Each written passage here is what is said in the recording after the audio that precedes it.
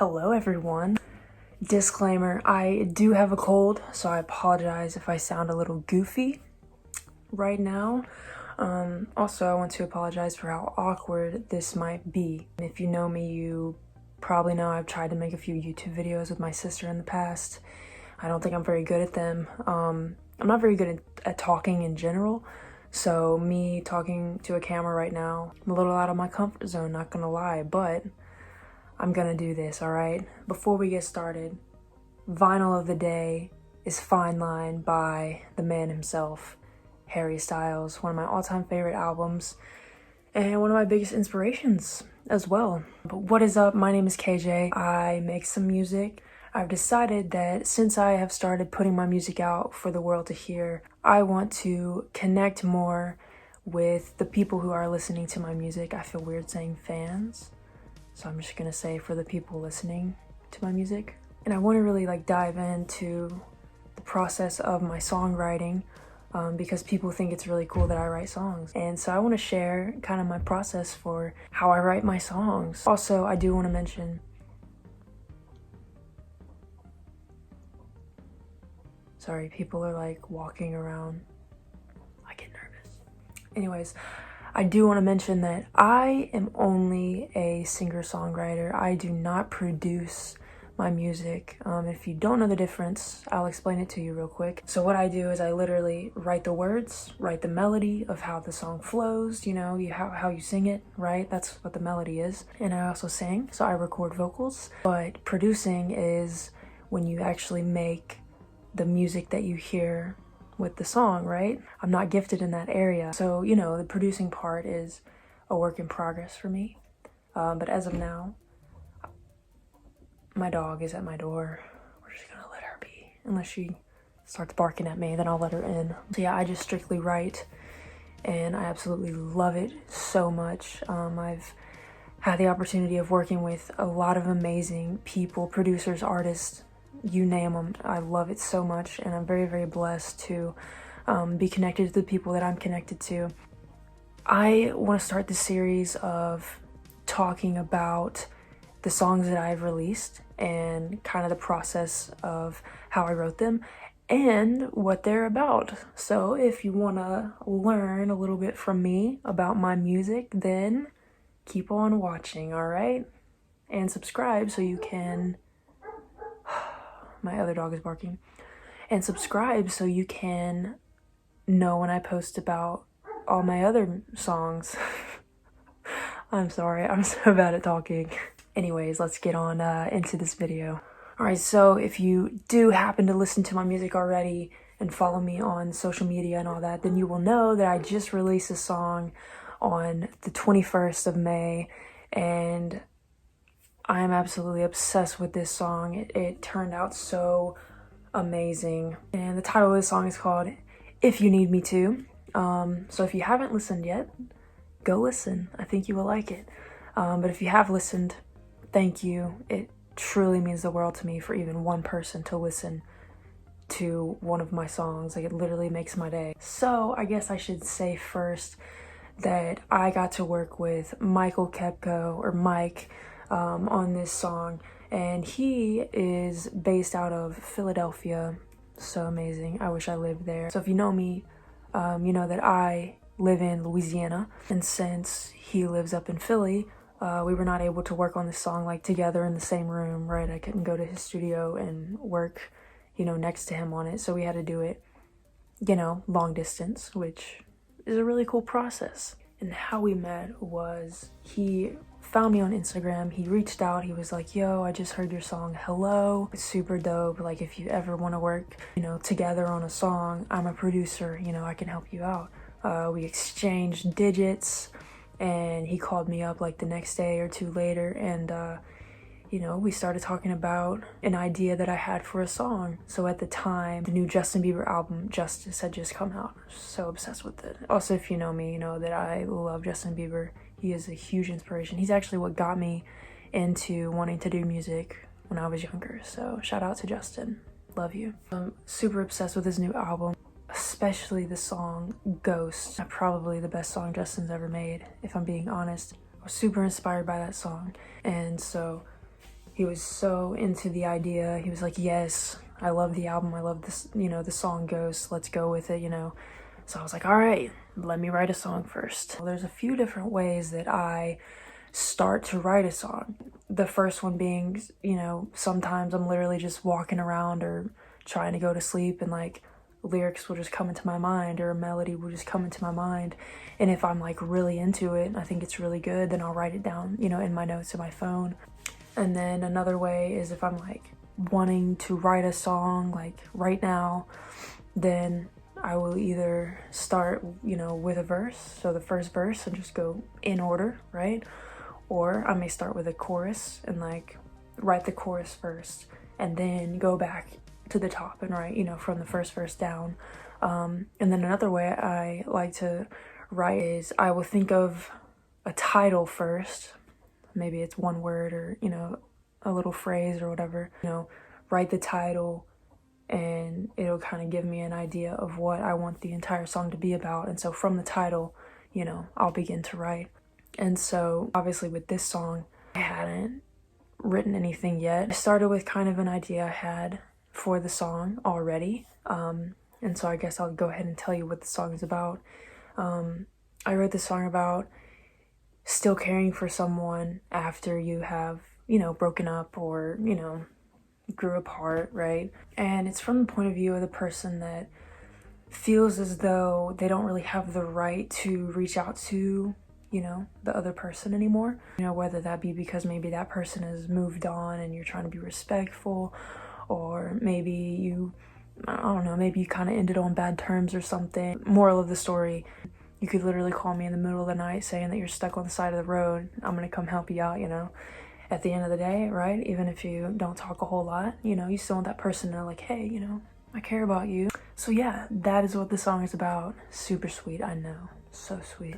So now I want to talk about how exactly I wrote the song, all right? So I guess you could say I kind of started out with the chorus because the first lyrics of the song that I got was, even at the end of the day when I can't call you. And I really, like, you know, it came into my mind. I was like, oh my God, this is so cool. Like, I love this idea. And so, you know, I wrote that down. And then, you know, after that, I was trying to think of another, you know, line. And so that's when I came up with, I will be there in a second if you need me to. And then after that, I knew I wanted that to be the chorus, but I didn't really know how I wanted the rest of the chorus to go. So I just wrote down those two lyrics. And then I immediately got this idea for a pre-chorus. So it's weird, I kind of wrote the song like in reverse. Like, started with the chorus, didn't finish it all the way, then I wrote the pre-chorus. So the pre-chorus is, so even if we can't be, I will still be there anytime you need me. I will still show you that I care. I love those lines. And then, I think the reason it took me so long to write like the first verse is because, and this is funny, well, I mean, it's funny to me. I don't know if you'll think it's funny, but anyways, I had realized one day that I had written so many songs like that I had released or I'm gonna release, or just like songs that I've written. I started the song with I, like I am, or I was, or I saw you at the coffee shop fixing your hair. And I was so self-conscious about it. I was like, oh my gosh, people are gonna notice that I start every song off with I was like, I cannot do this anymore. And so when I was writing the song, I was like, oh my God, okay, I cannot start the song off with I. So it took me a minute, you know, I was trying to think of another word to start the song off with, right? So that's when I finally came up with, sometimes you don't know what you got until it's all gone. And so that gave me the idea that I wanted the verses to be like, starts off with, you know, a rhetorical thing that you're saying, you know, so sometimes you don't know what you got until it's all gone, making all your past mistakes all that you think on. And then it switches up into going from that and making it more personal. I wish that I could show you somehow that I'm moving on. So then I went back to finish the chorus, right? You know, going into the chorus with the lyrics, because even at the end of the day when I can't call you, I will still be there in a second if you need me to. Where it's kind of, you know, it kind of slows down and then it comes in with this big like boom. I wanted words that were like super powerful. That's when I came up with, I still fight through fire for you anyway, and you can hold me to that until my dying day, which I think is super powerful because it's saying like, no matter what, like I'm still gonna like do anything for you. And it's backing that up by saying, and you can hold me to that till my dying day, you know? So it's like, you know, like I mean every word that I'm saying by how much I care for you. You know, the second verse says, sometimes you don't know what you had until you're all alone. Now your regrets are all up in your head and you can't let them go. And so then, you know, I back that up with something personal where it says, I know that I let you down when we had it all. So I know that you're better off out there on your own, which are my favorite lines in the song because I feel like it's so honest and it's really, I think it's really strong for someone to admit that. You know what I mean? And then it comes back with the pre-chorus, you know, following that up by saying, so, you know, again, even if we can't be, I will still be there. And I changed up the words a little bit. I really hope you need me, so I can just show you that I care. You know, what's cool about the second verse and the second pre-chorus is it becomes even more vulnerable. So it's going from saying, I know that I'm the one that let you down, you know, and I know that you're better off without me, but I really hope that you still need me. The bridge was actually written last. It was the very last thing that I wrote. So something about writing a bridge has always been super hard for me. Literally my biggest inspiration on the planet of Earth is Taylor Swift. And something that Taylor is so good at, other than just songwriting in general, is writing a bridge. Something that she said about how she writes a bridge is she wants it to be like the part where she literally just sums up the entire song, you know, in the bridge and tells the entire story of the song like in the bridge, which is so cool to me. That's why her bridges are so powerful. Count how many times I've said bridge, please. I would love to know. You know, it's basically me yelling at the top of my lungs, you can push me away, but I ain't going nowhere. I'll take all your pain so you don't have to be scared. Call me any day and I swear that I'll be there. So yeah, it's super not as good as Taylor, but it's pretty decent. So the next day, I think I recorded like all the vocals. He put it together, finished the, you know, completed demo, sounded so sick. And so that's when I was introduced to Jeff McKinnon, who is one of Mike's friends, who also lives up there. I think he lives in Philly, but he lives somewhere up there near Mike. Jeff is like super good at mixing and mastering.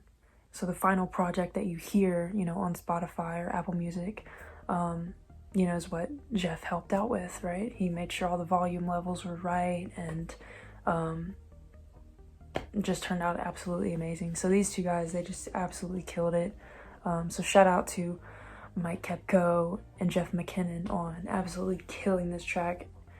It is not the only time that we are working together, by the way. Just gonna put that out there. So yeah, I think that is all of the song. I do want to say we have a stripped version of the song coming out. It's more of like a piano version. Super beautiful, super raw and sad. That'll be coming out on June the 1st. And there's also a video coming out as well. So look for that. Also, I want to say I really want to try to make a video like this like once a week. I want to, you know, be more interactive with you guys and be a better artist by having more content and stuff that you can watch and learn from maybe.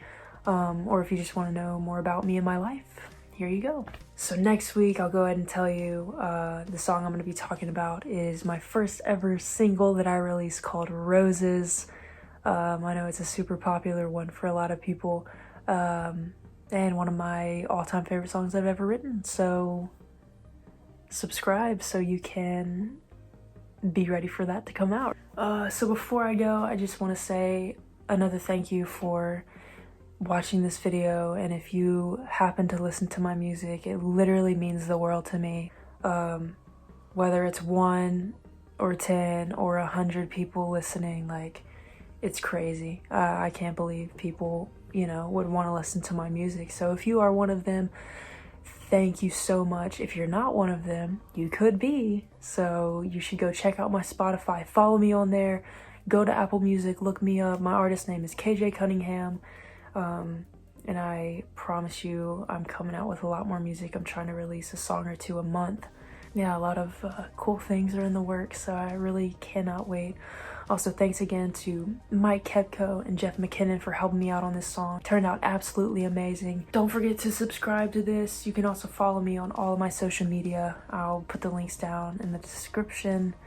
Yeah, I think that's about it. Just thank you for being a part of my life in some way. I really appreciate it. So I will see you guys in the next video. Peace out.